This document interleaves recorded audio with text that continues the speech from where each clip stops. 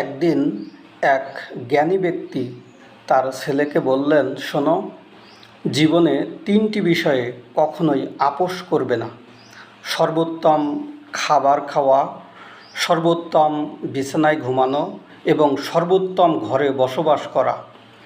একথা শুনে ছেলে বলল, কিন্তু বাবা, আমরা তো গরিব, এসব তো কেবল ধনীদের পক্ষেই সম্ভব, আমি চাইলেও তো এগুলো করতে পারবো না। বাবা তখন ছেলেকে বোঝালেন, যদি তুমি কেবল তখনই খাও যখন তুমি সত্যিকারের ক্ষুধার্ত, এবং সে খাবার যদি আসে সৎ উপায়ে, অন্য কাউকে না ঠকিয়ে, তাহলে যা খাবে সেটাই হবে পৃথিবীর সর্বোত্তম খাবার। যদি তুমি অনেক পরিশ্রম করো এবং ক্লান্ত হয়ে ঘুমাও, তাহলে তোমার শোয়ার বিছানাই হবে সর্বোত্তম বিছানা। আর যদি তুমি মানুষের সাথে ভালো ব্যবহার করো, মানুষের প্রতি সদয় হও, তাহলে তুমি তাদের হৃদয়ে বাস করবে, ফলে সেটাই হবে তোমার জন্য সর্বোত্তম ঘর।